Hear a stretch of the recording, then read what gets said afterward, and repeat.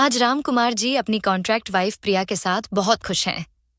परिवार का सुख क्या होता है, यह राम कुमार जी भूल ही चुके थे।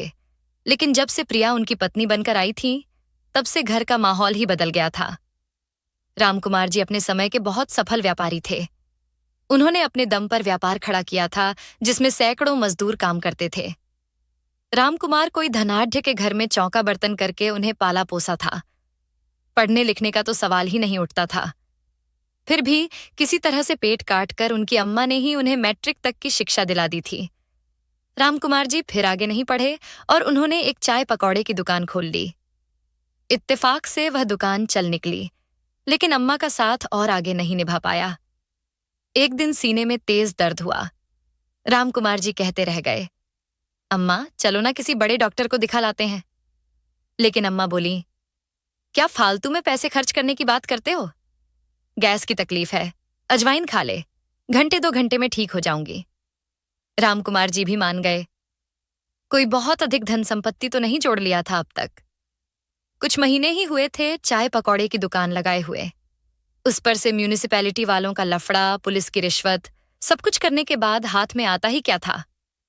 माँ को भी उसी रात बुलावा आना था और वह चली गई। अब रामकुमार जी नितांत अकेले हो गए थे, इसीलिए कामकाज में ज्यादा वक्त गुजारने लगे। अब वे चाय पकौड़े की दुकान पर आश्रित नहीं थे। अपने एक योग्य नौकर के भरोसे दुकान को छोड़ा और वहीं छोटे मोटे कॉन्ट्रैक्ट लेने लग गए, जैसे साइकिल स्टैंड का ठेका, मजदूर सप्लाई का ठेका, और तो और सड़क पर छोटे मोटे पुलियां बनाने का भी ठेका लेने लग गए। यही मौका था जब उन्हें एक बड़े कॉन्ट्रैक्टर के साथ काम करने का मौका मिला। उसने उन्हें हाईवे के किनारे सर्विस लेन बनाने का ठेका दे दिया। कहाँ रोड, पत्थर, बालू सब हमारा, सिर्फ तुम लोग मजदूर लगाकर पूरा काम कर दो। बस फिर क्या था, वहीं से रामकुमार जी के दिन फिर गए। अब वे भी बड़े सेठ हो गए, लाखों का मुनाफा करोड़ों में हो गया। लेकिन जो पीछे छूट गया वह थी उनकी उम्र, परिवार का सुकून, पत्नी का प्यार, बाल बच्चों का दुलार। शाम को घर लौटे तो गर्म खाने का इंतजार, लेकिन बीता हुआ दिन लौटाया नहीं जा सकता था। अब उनकी शाम या तो किसी क्लब में तेज शोर शराबे के बीच बीतती थी, या फिर एकांत में शराब की बोतल और गिलास के साथ बीतती थी। तभी किसी ने सुझाया कि क्यों नहीं तुम कॉन्ट्रैक्ट वाइफ की एडवर्टाइज निकाल देते हो। क्या बात करते हो यार, ऐसा भी कहीं होता है? शादी जन्म जन्मांतर का बंधन है, ये कॉन्ट्रैक्ट पर कोई वाइफ बनना क्यों पसंद करेगी? उस मित्र ने कहा, तुम एडवर्टाइज तो कर दो, फिर देखना कोई मिलती है या नहीं। ठीक है, कल ही मैं अपने असिस्टेंट को बोलकर एक एडवर्टाइजमेंट निकलवा देता हूं, रामकुमार जी ने कहा। देखते देखते रामकुमार जी के पास सैकड़ों लड़कियों के एप्लीकेशन आ गए जो उनकी कॉन्ट्रैक्ट वाइफ बनना चाहती थीं। रामकुमार जी को भी लगा कि देश में नौकरी की कितनी समस्या है। लोग नौकरी करना ज्यादा बेहतर क्यों समझते हैं?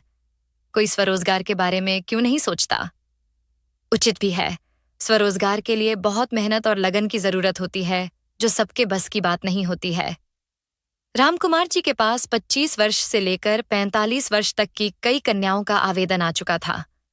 उनमें से कई लड़कियों का साक्षात्कार उनके द्वारा नियुक्त चयन समिति ने किया और उनमें से जो ज्यादा अच्छी लगीं, उनकी लिस्ट बनाकर रामकुमार जी को भेज दी गई। रामकुमार जी ने उनमें से एक कन्या का चयन किया। उस लड़की का नाम था प्रिया। रामकुमार जी ने उसे साक्षात्कार के लिए प्रस्तुत होने का पत्र भेजने का आदेश दे दिया। आदेश पत्र के साथ ही आने जाने का फर्स्ट क्लास का किराया भी जोड़ दिया था। उसमें साक्षात्कार के लिए जो महिला आई, वह देखने में अत्यंत ही खूबसूरत थी, मृदुभाषी थी, अच्छे संस्कारों वाली थी। ऐसी बात नहीं थी कि रामकुमार जी की जिंदगी में कोई स्त्री नहीं आई थी। पैसे आने के साथ रामकुमार जी ने यह शौक भी अपनाया था, परंतु प्रिया में बात कुछ अलग थी। बातचीत चली तो रामकुमार जी ने जो कुछ भी पूछा, बड़ी शालीनता से उसने उसका उत्तर दिया। फिर रामकुमार जी ने उसे भी मौका दिया कि वह अपनी भी बातें बताए, कुछ शर्तें हों तो वह भी उनके सामने रखे। प्रिया ने तो सबसे पहले अपने वेतन की बात की। सैलरी में 1 लाख रुपए महीना लूंगी।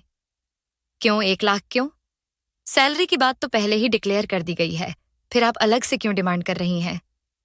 और कॉन्ट्रैक्ट के बाद तो आपको यहीं रहना है, फिर इतनी सैलरी क्यों चाहिए?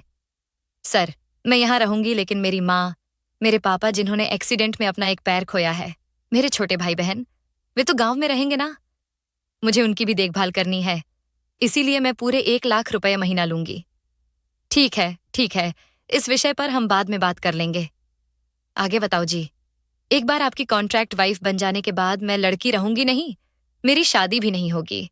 इसीलिए मेरी दूसरी शर्त होगी कि मैं मां नहीं बनूंगी, और इसके लिए जो करना होगा वह आप करेंगे।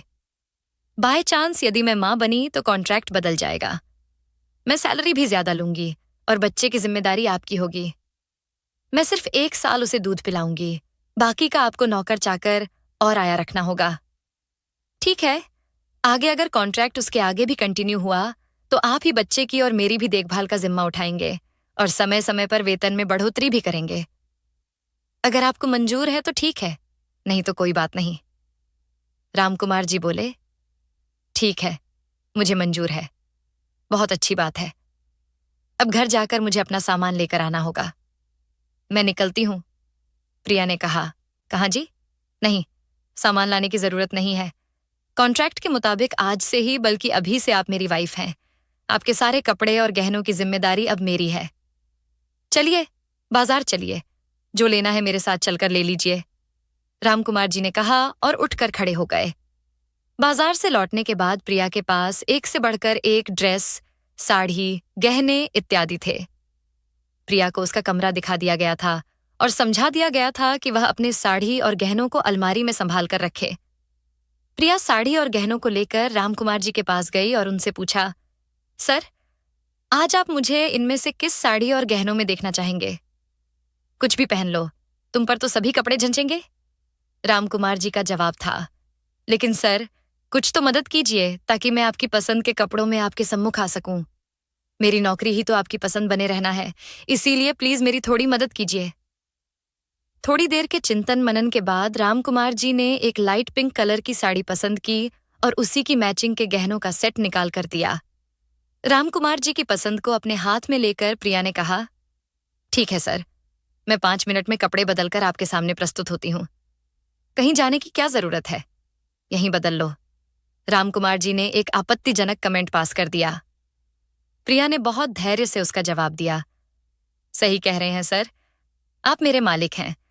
आपकी पसंद का ख्याल रखना ही मेरी ड्यूटी है, परंतु यही यदि रात में अपने बेडरूम में हो तो वह सम्मानजनक होगा। मैं आती हूँ कपड़े बदलकर, कहकर प्रिया अपने कमरे में चली गई। थोड़ी देर के बाद प्रिया रामकुमार जी द्वारा पसंद किए गए साड़ी, ब्लाउज और गहनों में रामकुमार जी के सामने प्रस्तुत हुई।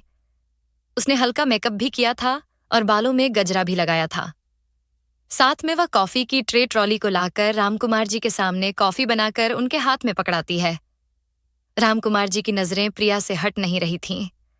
उसका रूप और मृदु व्यवहार उसके दिल में रच बस गया था। उन्होंने प्रिया से कहा, घर में इतने नौकर चाकर हैं, किसी को भी कहती तो वह एक कॉफी ट्रे यहां रख जाता। तुम्हें तकलीफ करने की क्या जरूरत थी? जरूर रख देता सर, लेकिन फिर पत्नी धर्म कैसे निभा पाती? जब तक हम लोग कॉन्ट्रैक्ट में बंधे हैं तब तक मैं आपकी वाइफ हूं, अतः वाइफ वाली सारी ड्यूटी मुझे निभाने दीजिए, जवाब में प्रिया ने कहा।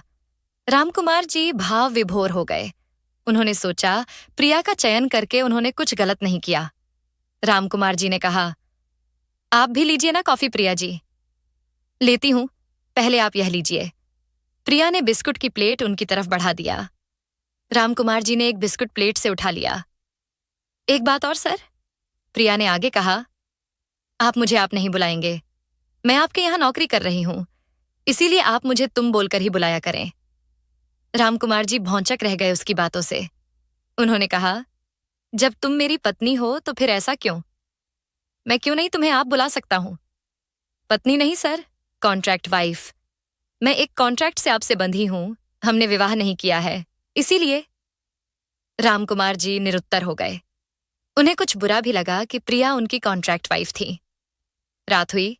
प्रिया पुनः रामकुमार जी के समीप आई और बोली, रात, आप मुझे किन कपड़ों में देखना चाहेंगे? रामकुमार जी को बड़ा आश्चर्य हुआ। उन्होंने तो ऐसा सोचा भी नहीं था। फिर सोचा, आज पहला दिन है, शायद इसीलिए ऐसा कर रही है, बाद में सब ठीक हो जाएगा। रामकुमार जी उठे और रात के लिए भी उसके कपड़े सेलेक्ट करने में मदद की। प्रिया फिर उन कपड़ों को लेकर बाथरूम में घुस गई। रामकुमार जी अपने लिविंग रूम में बैठे फोन पर अपने किसी क्लाइंट से बिजनेस संबंधी कुछ बातें कर रहे थे। तभी उनका एक नौकर आया और कहा, सर, खाना टेबल पर लगाया जा रहा है, आपको देर तो नहीं होगी? नहीं नहीं, खाना लगाओ, मैं बस आ ही रहा हूं, रामकुमार जी ने कहा और फोन पर फिर से व्यस्त हो गए। एक नौकरानी उन्हें फिर बुलाने आई। सर, खाना लग गया है, प्लीज आइए। रामकुमार जी डाइनिंग हॉल में गए। डाइनिंग टेबल सुरुचिपूर्ण रूप से सजा हुआ था। तरह तरह के व्यंजन बनाकर टेबल पर सजाया गया था। रामकुमार जी चेयर खींचकर बैठ गए।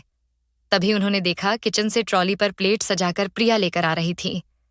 प्रिया का सौंदर्य निखरा निखरा सा था। उसने शायद स्नान किया था और रात के हिसाब से मेकअप कर रखा था। उसके बदन से फूल की खुशबू उठ रही थी। रामकुमार जी के करीब आकर उसने उनके सामने प्लेट अपने आंचल से साफ कर रखा। रामकुमार जी के नाक में उसके परफ्यूम की खुशबू समा रही थी। उन्हें ऐसा लग रहा था जैसे उन्होंने कोई नशा कर रखा हो। इतने में प्रिया ने पूछा, क्या और दूं? रामकुमार जी मानो सोते से जाग गए। उन्होंने देखा उनके प्लेट में भोजन सर्व किया जा चुका था। नहीं नहीं, बस हो गया, उनके मुंह से निकल गया। आप खाना शुरू कीजिए, प्रिया ने कहा। तुम भी आओ ना। रामकुमार जी ने प्रिया को भी आग्रह किया। जी नहीं, पहले आप खा लें, फिर हम भी खा लेंगे। रामकुमार जी से कुछ कहते नहीं बना। उन्होंने भोजन करना शुरू किया। बीच बीच में उन्हें प्रिया विभिन्न व्यंजनों के लिए आग्रह करके भोजन कराती रही। भोजन करने के बाद रामकुमार जी हाथ धोकर उठ गए। सर, अभी नहीं, अभी मीठा भी खाना है, प्रिया ने कहा। अरे, मैं इतना मीठा नहीं खाता हूं। जितना खाना है उतना ही खाइए, लेकिन खाइए। इतनी मेहनत करते हैं तो उसकी भरपाई कैसे होगी? रामकुमार जी ने एक गुलाब जामुन खाया और हाथ धो लिया। तभी प्रिया ने 2 पान का बीड़ा उठाकर उनके मुंह में दे दिया। ऐसी इज्जत पाकर रामकुमार जी गदगद हो गए। उन्होंने तो सपने में भी यह कल्पना नहीं की थी। उनकी तो आदत थी कि जो भी मिला खा लिया, जहां बेड मिला वहीं सो गए। न खाने का ठिकाना रहता था, न सोने का। आज उन्हें लगा कि विवाह नहीं करके उन्होंने जीवन का बहुत बड़ा सुख खो दिया था। बेड पर भी प्रिया पूरे समर्पण भाव से रामकुमार जी से मिली। सिर्फ एक बार पूछा तो रामकुमार जी बोले, अब मैं दूसरे कॉन्ट्रैक्ट के लिए तैयार हूं, रामकुमार जी ने कहा। इसके बाद प्रिया ने आगे उनसे कुछ नहीं कहा। सुबह उठकर रामकुमार जी बहुत फ्रेश महसूस कर रहे थे।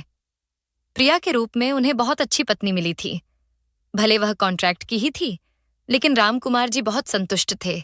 रामकुमार जी अभी आंखें मल रहे थे कि प्रिया चाय का कप लेकर हाजिर हो गई। रामकुमार जी को उसने गुड मॉर्निंग कहा और चाय का कप पकड़ा दिया। चाय का कप रखकर रामकुमार जी ने प्रिया का हाथ पकड़कर खींच लिया। प्रिया बिना विरोध किए उनके ऊपर आ गई। प्रिया, तुमने तो मुझे खुश कर दिया। मांगो, क्या मांगती हो? रामकुमार जी ने पूछा। माफ कीजिएगा सर, कॉन्ट्रैक्ट की ही सही, परंतु मैं आपकी पत्नी हूं, कोई बाजारू औरत नहीं जो आपसे कुछ डिमांड करूं। कॉन्ट्रैक्ट के अनुरूप मुझे सैलरी मिल ही रही है, तो मैं अलग से डिमांड क्यों करूं? यह प्रिया का जवाब था। रामकुमार जी निरुत्तर हो गए। उनकी पकड़ प्रिया पर ढीली पड़ गई। प्रिया भी धीरे से उठी और किचन की ओर बढ़ गई। रामकुमार जी चाय का कप उठाकर सुड़कने लगे।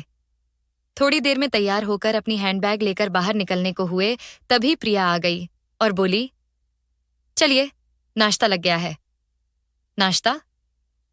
नाश्ता की तो मुझे आदत ही नहीं है। मैं तो वहीं ऑफिस में कुछ खाकर चाय कॉफी पीता रहता हूं। मीटिंग वगैरह चलती है, वहां भी चाय कॉफी पी लेता हूं। उसी से मेरा काम चल जाता है। सुबह नाश्ता मैं नहीं करता हूं, रामकुमार जी ने जवाब दिया।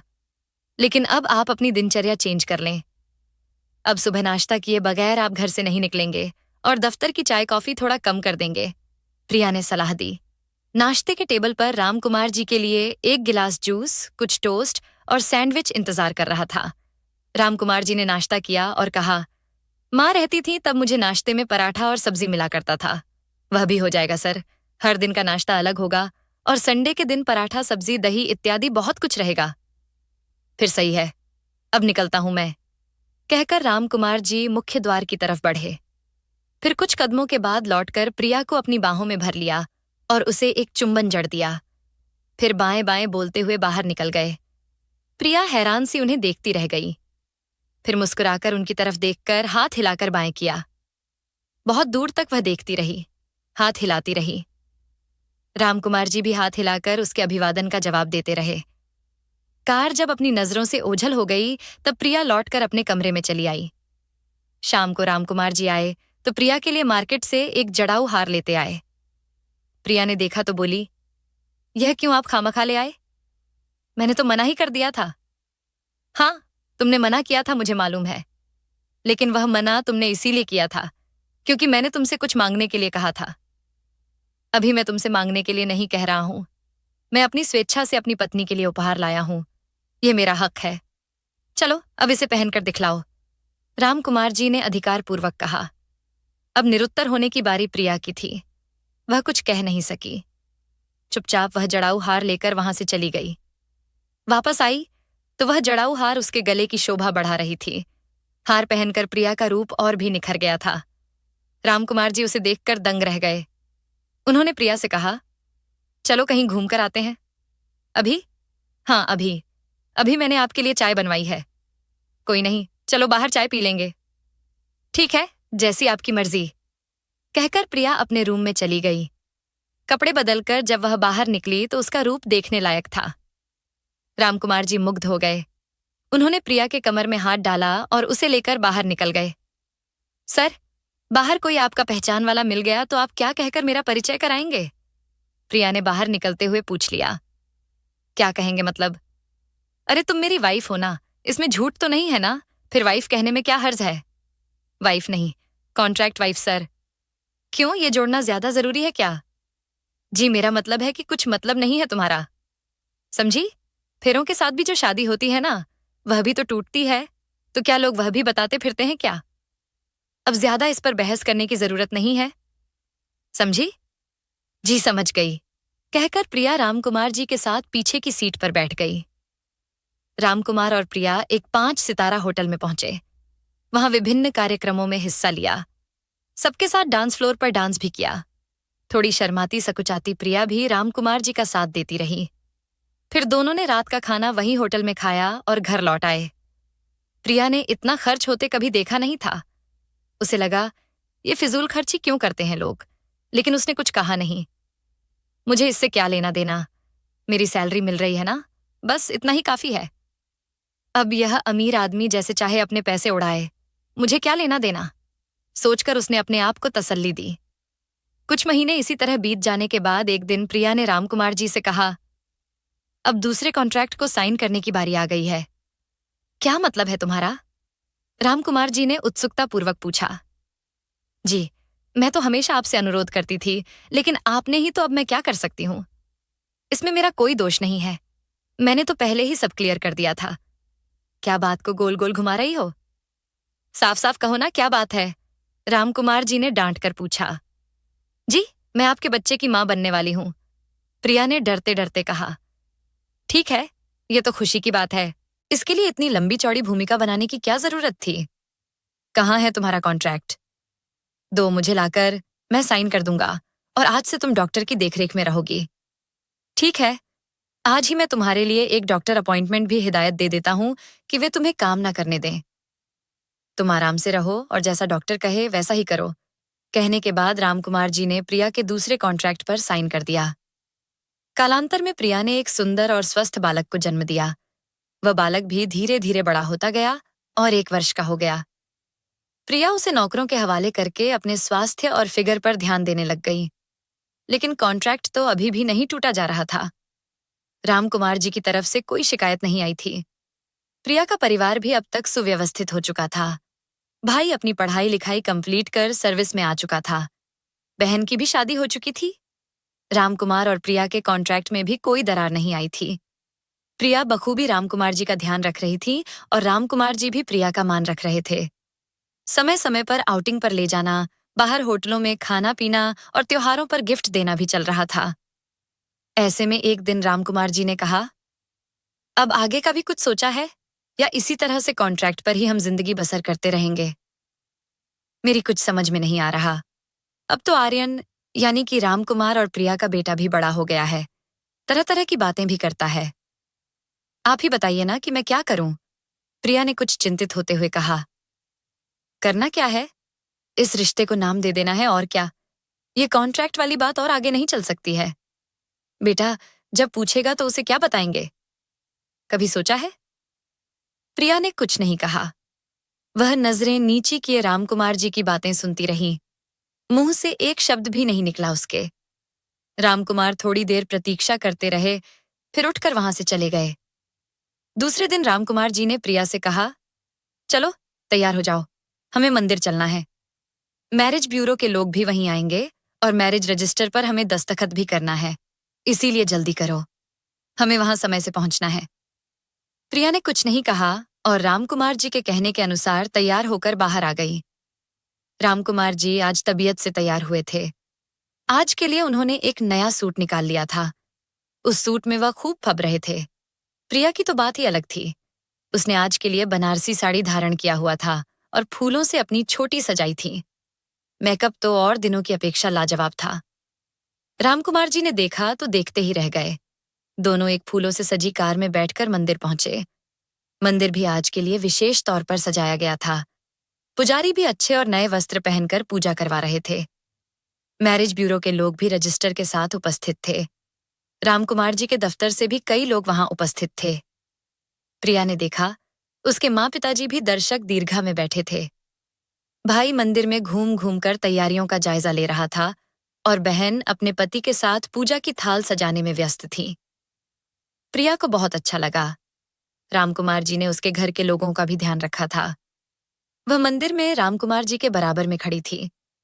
आर्यन की भी स्कूल से छुट्टी कर दी गई थी। वह अपनी आया के साथ मंदिर में ही मौजूद था। छोटी बहन ने प्रिया को हल्दी कुमकुम लगाकर अभिनंदन किया। भाई और छोटी बहन के पति ने रामकुमार जी के सर पर सहरा बांधा। थोड़ी देर के बाद प्रिया और रामकुमार जी ने एक दूसरे को माला पहनाया और पंडित जी के मंत्र उच्चारण के साथ शादी संपन्न हो गई।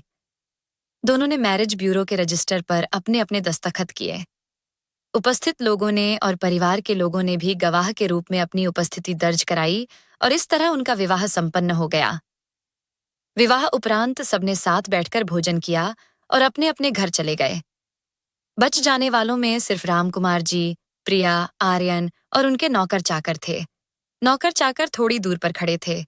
प्रिया ने कहा, क्या देखते हो जी?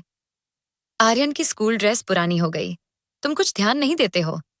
चलो आज ही चलकर उसके लिए नया स्कूल ड्रेस खरीदना है। और एक बात तो बताना भूल ही गई, अपने बेडरूम के पर्दे भी तो सारे बदलवाने हैं, समझे? और सारे सोफा कवर भी पुराने हो गए। कोई गेस्ट आता है तो कितना बुरा लगता है। अरे ये क्या हो गया है तुम्हें? कल तक तो ये सब सही थे, फिर आज अचानक क्या हो गया? रामकुमार जी ने आश्चर्य से पूछा। कल तक मैं आपकी वाइफ नहीं थी, सिर्फ एक अनुबंध के तहत एक छत के नीचे रहने वाली आपकी एम्प्लॉय थी। आज मैं आपकी वाइफ बन गई हूँ, आपके धर्म कर्म की अर्धांगिनी।